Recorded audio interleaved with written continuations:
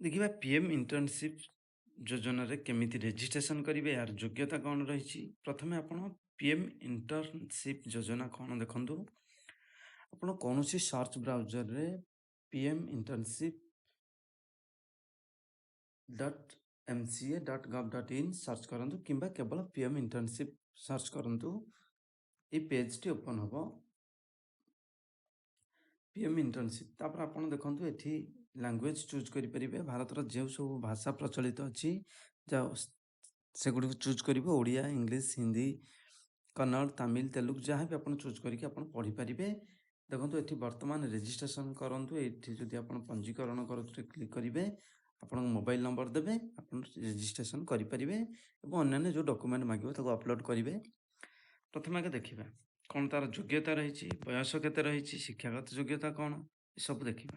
ପ୍ରଥମେ ଦେଖନ୍ତୁ ଏଜ୍ ହେଇଥିବା ଦରକାର 21 ବର୍ଷରୁ 24 ବର୍ଷ ଭିତରେ। এই ଜବ୍ ଷ୍ଟାଟସ୍‌ଟା ରହିଛି ଫୁଲ୍ ଟାଇମ୍ ଆପଣଙ୍କୁ ଏମ୍ପ୍ଲୟମେଣ୍ଟ ଦିଆଯିବନି। ଆପଣଙ୍କୁ କେବଳ ଗୋଟେ ପ୍ରଶିକ୍ଷଣ ଦିଆଯିବ 12 ମାସ ପାଇଁ ଏବଂ 12 ମାସରେ ଆପଣଙ୍କୁ ପର୍ ମନ୍ଥ 5,000 ଲେଖା ମିଳିବ। ନଟ୍ ଏନରୋଲ୍ ଫୁଲ୍ ଟାଇମ୍, ଆପଣଙ୍କୁ ମଧ୍ୟ ଫୁଲ୍ ଟାଇମ୍ ଏଠି ଆପଣଙ୍କୁ କୌଣସି ଜବ୍ ଦିଆର ସୁବିଧା ନାହିଁ। ଆପଣଙ୍କୁ କେବଳ ପ୍ରଶିକ୍ଷଣ ଦିଆଯିବ ଏବଂ ଏଥିପାଇଁ କ'ଣ ରହିଛି ଫ୍ୟାମିଲି, ସେଲ୍ଫ, ସ୍ପାଉସ୍ ବା ପ୍ୟାରେଣ୍ଟସ୍, ଆପଣ ନିଜେ କିମ୍ବା ଆପଣଙ୍କର ପତି ବା ପତ୍ନୀ ଆଉ ପ୍ୟାରେଣ୍ଟସ୍ କେହି ବି 8 ଲକ୍ଷରୁ ଅଧିକ ଗୋଟେ ବର୍ଷକୁ ଯେମିତି ଇନକମ୍ ନ କରୁଥିବେ ଏବଂ ଗଭର୍ଣ୍ଣମେଣ୍ଟ ଜବ୍ ହୋଲ୍ଡର କେହି ବି ହେଇନଥିବେ। ଆପଣ ଧରି ନିଅନ୍ତୁ ଆପଣଙ୍କ ସ୍ତ୍ରୀ ଆପ୍ଲାଏ କରୁଛି, ଆପଣ ଯଦି ତାଙ୍କର ସ୍ୱାମୀ ଗଭର୍ଣ୍ଣମେଣ୍ଟ ସର୍ଭିସ୍ ତାହେଲେ ହେଇପାରିବ ନାହିଁ, କିମ୍ବା ପ୍ୟାରେଣ୍ଟସ୍ କେହି ବି ଗଭର୍ଣ୍ଣମେଣ୍ଟ ସର୍ଭିସ୍ କରିନଥିବେ ଏବଂ ବର୍ଷକୁ 8 ଲକ୍ଷରୁ ଅଧିକ ରୋଜଗାର କରୁନଥିବେ। ଇଏ ରହିଛି ଯୋଗ୍ୟତା। ତାପରେ ଶିକ୍ଷାଗତ ଯୋଗ୍ୟତା ଦେଖିବା। ପ୍ରଥମେ ଆମେ ସର୍ଟକଟ୍‌ରେ ଦେଖିବା କ'ଣ କ'ଣ ଯୋଗ୍ୟତା ରହିଛି, ତାପରେ ପୁରା ଡିଟେଲ୍ସ ଦେଖିବା। ପ୍ରଥମେ ଆଗ ଦେଖିବା ଯେ ଏଥିପାଇଁ ଶିକ୍ଷାଗତ ଯୋଗ୍ୟତା ରହିଛି ମିନିମମ୍ 10th, ଦଶମ ପାସ୍ କରିଥିବେ ପ୍ରଥମ। ଦ୍ୱିତୀୟତଃ ହେଉଛି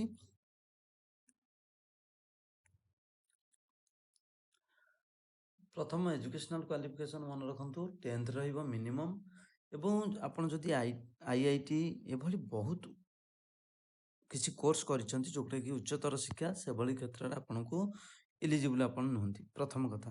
ଦ୍ୱିତୀୟ ରହୁଛି ଏଇଟା 5 ବର୍ଷରେ 1 କୋଟି ପିଲାଙ୍କୁ ସେମାନେ 500 କମ୍ପାନୀରେ ନିଯୁକ୍ତି ବା ଇଣ୍ଟର୍ନସିପ୍ କରାଇବେ। ନିଯୁକ୍ତି ନୁହେଁ, ଇଣ୍ଟର୍ନସିପ୍ କରାଇବେ ଏବଂ ଏଇଟା ଆପଣ ଆବେଦନ କେବେ କରିବେ? ଦେଖନ୍ତୁ ଆବେଦନ କରିବେ ପ୍ରଥମେ ଦେଖନ୍ତୁ 12 ମାସ ପାଇଁ ଆପଣଙ୍କୁ ଦିଆଯିବ ଏବଂ 500 କମ୍ପାନୀରେ ଦିଆଯିବ। ଏଇ ଯେଉଁ ବର୍ଷ ରହିଛି ଶିକ୍ଷାବର୍ଷ 2000 ବା ଫାଇନାନ୍ସିଆଲ ଇୟର ରହିଛି, ଶିକ୍ଷାବର୍ଷ ନୁହେଁ ଫାଇନାନ୍ସିଆଲ ଇୟର ରହିଛି 2024-25। ଏଥିରେ ସେ ଲକ୍ଷ୍ୟ ରଖିଛନ୍ତି 1,25,000 ପିଲାଙ୍କୁ ଇଣ୍ଟର୍ନସିପ୍ କରାଇବା ପାଇଁ।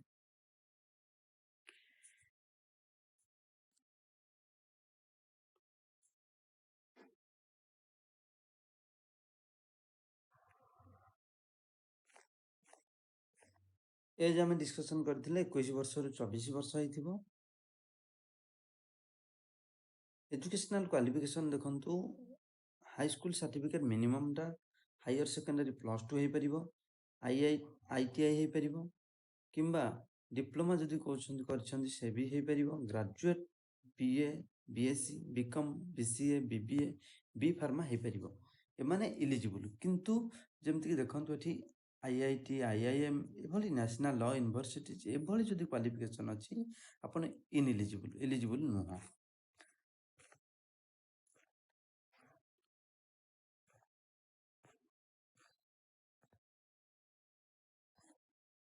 500 ଯେଉଁ କମ୍ପାନୀ ତାର ଲିଷ୍ଟ ମଧ୍ୟ ଆମେ ଲାଷ୍ଟକୁ ଦେଖେଇବି କେଉଁ କମ୍ପାନୀରେ ଆପଣଙ୍କୁ ଇଣ୍ଟର୍ନସିପ୍ ଦିଆଯିବ। ମନ୍ଥଲି ଆପଣଙ୍କୁ 5,000 ଟଙ୍କା ଦିଆଯିବ, 12 ମାସ ପର୍ଯ୍ୟନ୍ତ ଦିଆଯିବ ଏବଂ 500 ଟଙ୍କା ଦେବେ କିଏ ନା କମ୍ପାନୀ ଦେବ ଏବଂ 4,500 ଟଙ୍କା ଗଭର୍ଣ୍ଣମେଣ୍ଟ ଦେବ ଆପଣଙ୍କ ଆକାଉଣ୍ଟକୁ ପେ କରିବେ।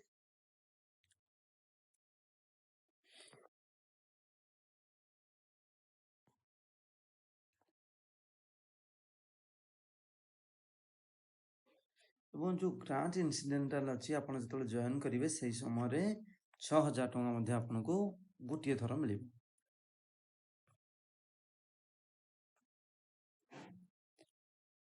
ଯଦି କମ୍ପାନୀ ଭିତରେ କିଛି ଦୁର୍ଘଟଣା ଘଟେ ଇନ୍ସୁରାନ୍ସ କଭରେଜ ଅଛି, ଯେମିତିକି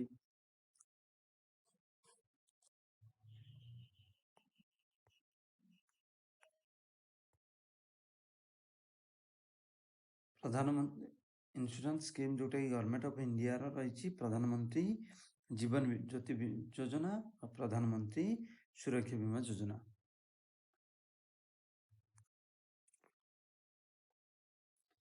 जो वेबसाइट रही www.pminternship.mca.gov.in ये वेबसाइट रे आपण रजिस्ट्रेशन करि परिबे।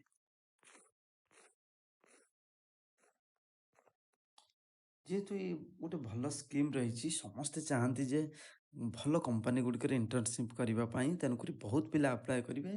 गवर्नमेंट ताको सर्टलिस्ट कर सर्टलिस्टिंग करने पर सिलेक्शन कर।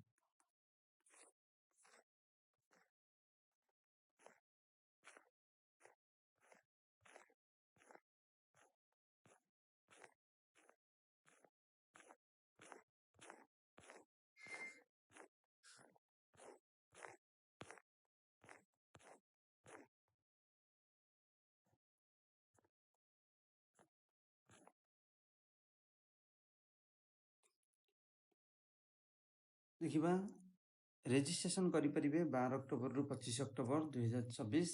क्वालिफिकेशन रही मिनिमम 10th पास। इंटर्नशिप स्टार्ट हम 3 डिसेम्बर 2024 रु।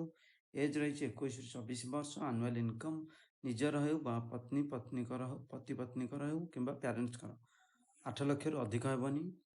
एवं लास्ट डेट रही अप्लायर 30 अक्टोबर 2024। 30 अक्टोबर जाए अपेक्षा न करी 24 अक्टोबर सुधा अप्लाई करंतु एवं रजिस्ट्रेशन करंतु।